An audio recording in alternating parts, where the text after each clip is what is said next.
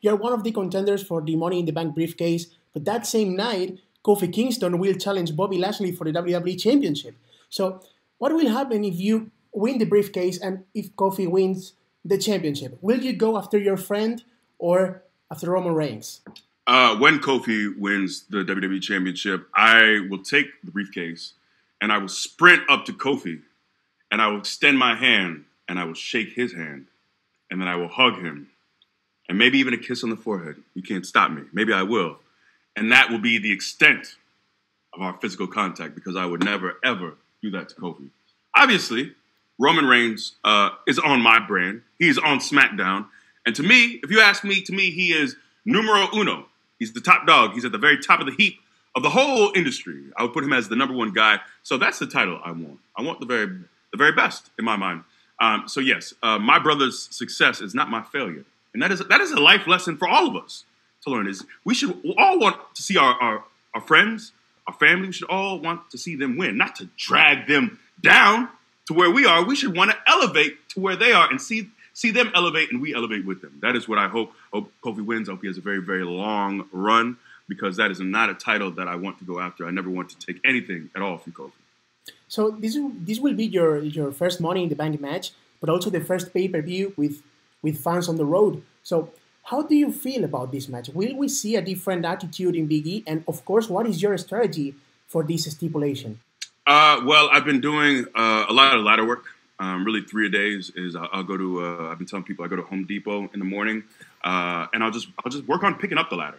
Then I'll take a break, I'll go catch a meal, and then I'll come back around noon and I'll work on climbing. It's just a climbing session. You just want to get real comfortable with climbing that ladder. You climb up, climb down, and then I'll take another meal break because sustenance is very important. And then I'll come back a third time to Home Depot. And it's kind of a free-for-all, just anything that I'm really feeling that I need to work on as far as my comfortability with that ladder. So a lot of ladder work. A lot of people ask, hey, why don't you just buy a ladder so you have one at home so you don't have to make so many frequent trips to and from Home Depot. But I don't really want to do all that. I just want to go and then come back at my own leisure.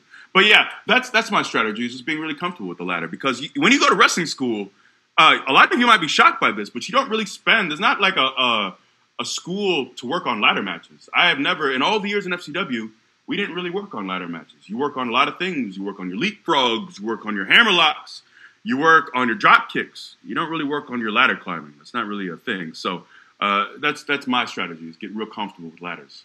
Sasha Banks and Bianca Belair recently won an SP Awards for the best WWE moment of the year because their WrestleMania main event, the first time two black female wrestlers headlined WrestleMania, and you were really proud of them, obviously, as we could see on your Twitter. So, talking about racial representation, do you think steps are being taken in the right direction, or there's still much to be achieved?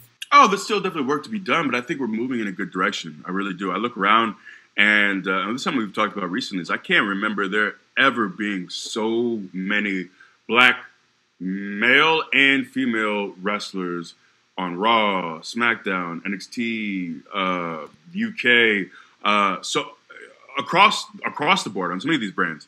And I think it's beautiful to see. And I would love, I would love for our shows to be reflective of our country, of our world, to be open, to really feel like, hey, regardless of my sexual orientation, regardless of where I come from, that, hey, I can make it to WWE, that I will not have any of these barriers, whether they be visible or invisible, to know that who I am won't deter me from having a spot in WWE, that if I'm good enough, that I can make it. And I think that's beautiful.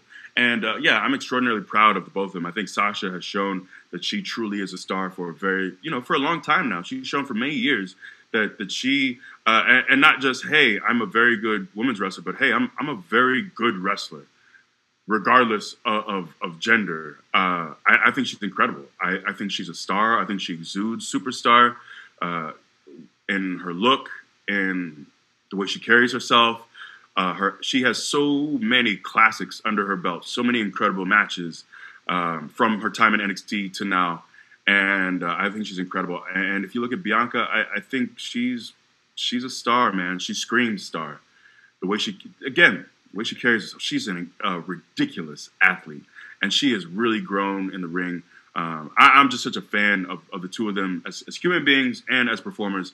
and I think it's beautiful. So that was just me, just taking a second to acknowledge the greatness. And I think one of the beautiful things too is it's clear, in my opinion, that those two weren't put in that position merely because, hey, we need to find a couple black women and put them in a good position. But no, they earned it.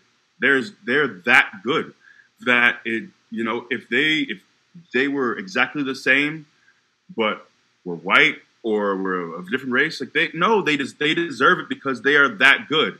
And they happen to be black women, and that should be something that's celebrated. But they're that good. They're not a part of some quota system or just given that opportunity because we need more representation. And I think that's beautiful. And that's the way we all want it to be, is that I'm just that good, and that my race, my sexual orientation, where I come from, is not going to hinder me. And I love to see it.